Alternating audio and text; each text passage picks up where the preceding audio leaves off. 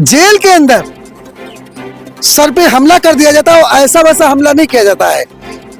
जिसने भी हमला किया वह इस मकसद से हमला किया कि इनकी जान ले ले।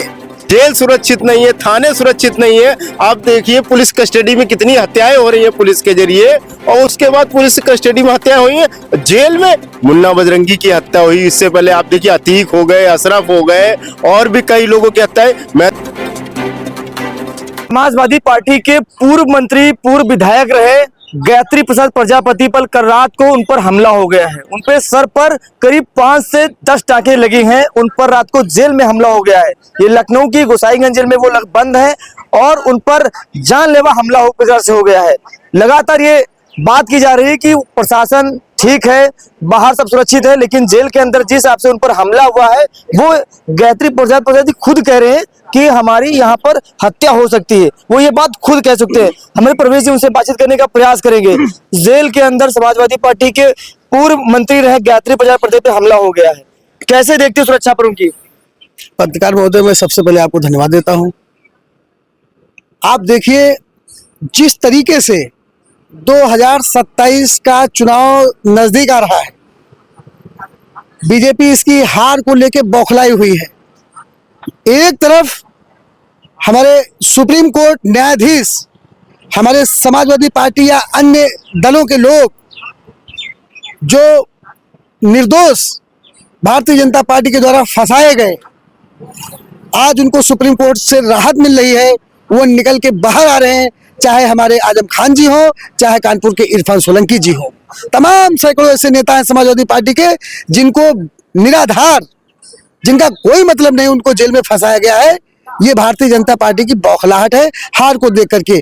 तो कुछ नेता जेल से बाहर आ रहे हैं और सैकड़ों नेता, हमारे सैकड़ों नेता जेल में है जिनको कोई दोष नहीं है, निर्दोष हैं। उनको भारतीय जनता पार्टी, योगी सरकार उनकी हत्या कराना चाहती है। आप बताइए, देश के सबसे पहले कैबिनेट मिनिस्टर प्रजापति समाज के गायत्री प्रजापति, आप बताइए उनके ऊपर जेल के अंदर सर पे हमला कर दिया जाता है और ऐसा वैसा हमला नहीं किया जाता है। जिसने भी हमला किया वह इस मकसद से हमला किया कि इनकी जान ले ले। जैसा कि पता चल रहा है उनके सर में 2 जगह घाव है, 18 टाके लगे हैं। आप बताइए किसी के सर में छोटी सी चोट लग जाए उसकी जान चली जाती है। अगर हत्या के मकसद से ये मार न दिया गया होता इनको तो कहीं और भी मारा जा सकता था। लेकिन आप बताइए सर के ऊपर उनके 2 वार किए गए, और किस चीज से किए, वो हथियार कौन है, वो जेल के अंदर पहुंचा कैसे, ये बड़ी बात है। और ये मुख्यमंत्री, उत्तर प्रदेश की राजधानी मुख्यमंत्री के आवास से चंद किलोमीटर दूर जेल है, वहां की घटना है। आप बताइए प्रदेश का लाइन ऑर्डर कहाँ है? बताइए जेल में जब व्यक्ति सुरक्षित नहीं है, और केवल इन्हीं की बात नहीं है, 2018 में मुन्ना बजरंगी की भी जेल में हत्या हुई थी। तब भी ये कहा गया था ये हथियार कहाँ से आए, ये किसने हत्या करवाई। आप बताओ जेल के अंदर जो कि सबसे सुरक्षित जगह मानी जाती है, जेल के अंदर जो है कि उनको कुछ वहां नहीं होगा, वहां पे पुलिस प्रशासन, जेल अधीक्षक, सरकार पूरी नजर रखती है।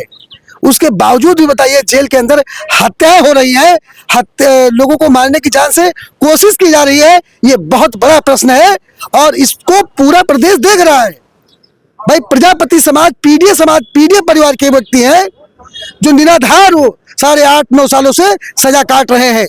और आपको बता दूं पत्रकार महोदय, महाराजी जो कि सपा से हमारी विधायक है, राज्यसभा के चुनाव में उन्होंने वोट भारतीय जनता पार्टी को डाला कि इसलिए डलवाया गया था कि मुख्यमंत्री से कहा गया कि आपके परिवार पे कोई आंच नहीं आएगी, आपके परिवार को सुरक्षित रखा जाएगा। तो बेचारी वो डालने भी नहीं गई थी। एक तरफ उन्होंने बीजेपी की मदद की थी, उसके बाद भी हमारे समाजवादी पार्टी के राष्ट्रीय अध्यक्ष जी उनको एक शब्द भी नहीं कहे कि उनको दबाव में ऐसा किया गया है।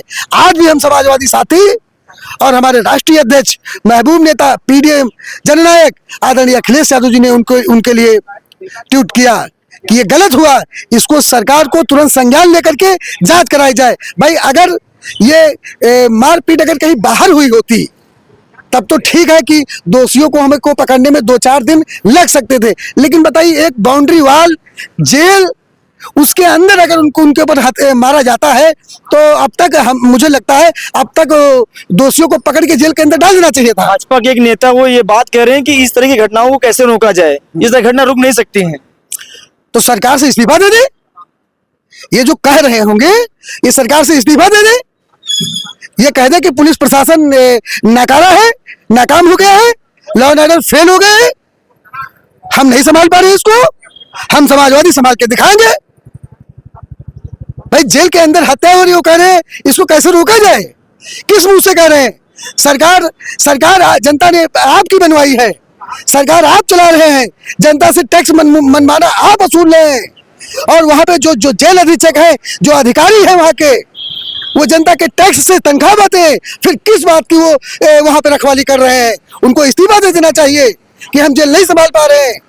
जब एक व्यक्ति की जान में एक व्यक्ति कैबिनेट मिनिस्टर जैसे रहे, उनकी हत्या हुई जा रही हो, हत्या का प्रयास किया जा रहा हो, उसके बाद भी ऐसी भाषा बोल रहे हैं, तो भारतीय जनता पार्टी एकदम बौखलाई हुई है। पत्रकार महोदय, मैं आपको बताता हूं, जैसे जैसे 2027 नजदीक आ रहा है और इन्होंने पूरा सर्वे करा लिया है कि हम हार रहे हैं, और ये पीडीए के नेता है और पूरे देश के नेता है।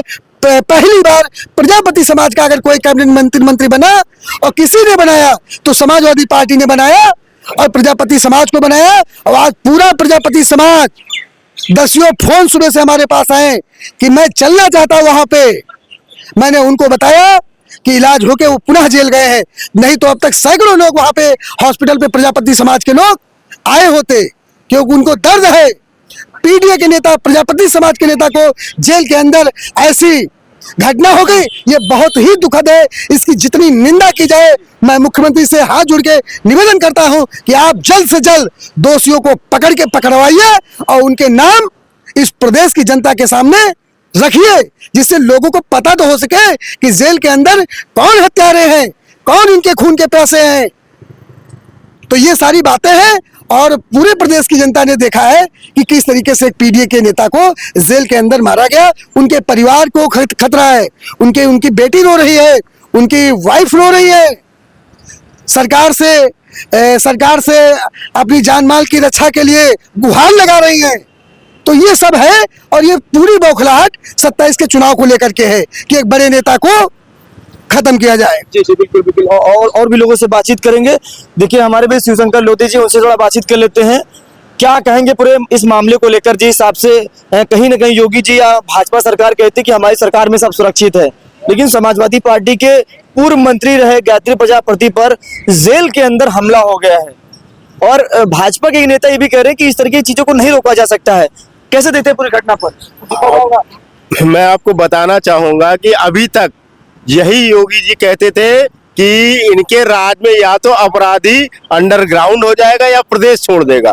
मैं तो कहता हूं उनके द्वारा जो ये बात कही गई है, आप खुद सोचिए, इनके द्वारा जो जेल सुरक्षित नहीं है, थाने सुरक्षित नहीं है। आप देखिए पुलिस कस्टडी में कितनी हत्याएं हो रही है पुलिस के जरिए, और उसके बाद पुलिस कस्टडी में हत्याएं हुई है। जेल में मुन्ना बजरंगी की हत्या हुई, इससे पहले आप देखिए अतीक हो गए, अशरफ हो गए, और भी कई लोगों की हत्याएं। मैं तो कहता हूं इनको तत्काल इस्तीफा दे देना चाहिए, क्योंकि इनसे प्रदेश ही नहीं, अब तो जेल भी नहीं संभल रहा है। आप कुछ जेल में व्यक्ति इसलिए बंद किया जाता है कि वहां पूरी सुरक्षा में रहेगा, वो अपने जितने भी क्राइम है कुछ भी है वो वहां पे जाकर के सुधर जाएगा, छोड़ देगा। लेकिन यहाँ तो जेल में हत्याएं हो रही, मुन्ना बजरंगी की इससे पहले हत्या हुई, और ये भी एक हिसाब से हत्या ही है। आप खुद सोचिए, इस ऐसे हथियार से उनके सर पे हमला किया गया कि 18 टाके, यहाँ पे 5-6 टाकों की चोट होती है, लोग मर जाते हैं, लेकिन गायत्री प्रजापति के 2 घाव हुए और दोनों में 18 36 टाके लगे उनके सर पे। तो आप सोचिए कि मतलब जेल में भी लोग सुरक्षित, और वो एक कैबिनेट मंत्री रहे, पिछली सरकार में कैबिनेट मंत्री रहे, और पिछड़े वर्ग के बड़े नेता है। इससे पहले जो समाजवादी पार्टी का अति पिछड़ा यात्रा निकाली गई तो उसके वो संयोजक भी रहे हैं। तो वो मैं साफ कहना चाहूंगा कि इनकी सरकार में पीडीए समाज बिल्कुल भी सुरक्षित नहीं है, और माननीय गायत्री प्रजापति जी को कड़ी से कड़ी सुरक्षा दे करके, मैं तो कहता हूं इस तरह के उनके जेल में उनकी जान को खतरा है, उनको जो है कड़ी सुरक्षा दे करके रिहा कर देना।